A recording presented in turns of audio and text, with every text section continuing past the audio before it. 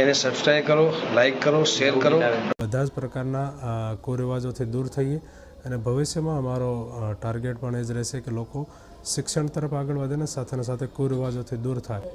અને યુવાનોને એક સંદેશ છે કે જીવનમાં મોબાઈલ આપ વાપરો, પણ સાથે એ પણ વિચારો આપણા મા બાપની જિમ્મેદારી પણ આપણે સંભાળવાની છે। આખો વિડીયો જોતા પહેલા મિત્રો, હાલમાં વાડીનાથની પ્રાણ પ્રતિષ્ઠા થવા જઈ રહી છે, ત્યારે જયરામગીરી બાપુનો યુવાનોને અને રબારી સમાજને એક સંદેશ આપ્યો છે, જે તેમણે ઇન્ટરવ્યૂમાં જણાવ્યું હતું। ઘણા બધા ઇન્ટરવ્યૂ તેમને આપ્યા છે આ પ્રાણ પ્રતિષ્ઠા નિમિત્તે, તેમના વિશે તેમને વાત કરવામાં આવી છે, પરંતુ આ ઇન્ટરવ્યૂ ખાસ હતો। ઇન્ટરવ્યૂમાં તેમણે જણાવ્યું કે હવે પ્રાણ પ્રતિષ્ઠા પૂર્ણ થયા બાદ સમાજના કુરિવાજો અને આગળની નવી પેઢીને સારું શિક્ષણ મળે તેવી યોજનાઓ અને સૂચનાઓ અને સંદેશ આપવામાં આવશે।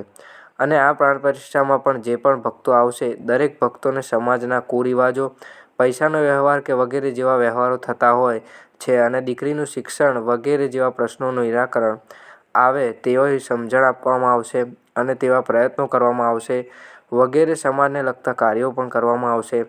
વાડીનાથ મહાદેવની પ્રાણ પ્રતિષ્ઠાનું સપનું આપણા શ્રી બળદેવગીરી બાપુએ જોયું હતું, તે આજે હવે પૂર્ણ થવા જઈ રહ્યું છે। ત્યારે જયરામગીરી બાપુ તરફ ગામમાં કરોડોના ખર્ચે 22 તારીખના રોજ પ્રાણ પ્રતિષ્ઠા યોજવામાં આવી છે। તેમાં નામી અનામી હસ્તીઓ નરેન્દ્ર મોદી, આનંદીબેન પટેલ, અમિત શાહ વગેરે લોકો આવવાના છે, જેમની વ્યવસ્થા પણ લાખોના ખર્ચે કરવામાં આવી છે। બધું જ આયોજન એવું કરવામાં આવ્યું છે કે કોઈ ખામી ન રહે અને આ પ્રાણ પ્રતિષ્ઠાનો પ્રસંગ યુગોયુગ યાદગાર રહે તેવો અવસર પાર પાડવાનું સપનું આપણા બળદેવગીરી બાપુએ જોયું છે, જે હવે પૂર્ણ થવા જઈ રહ્યું છે।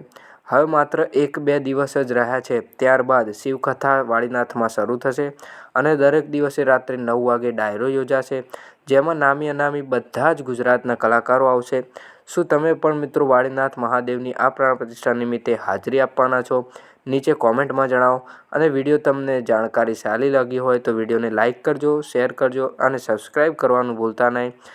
જય વાડીનાથ, જય મહાદેવ।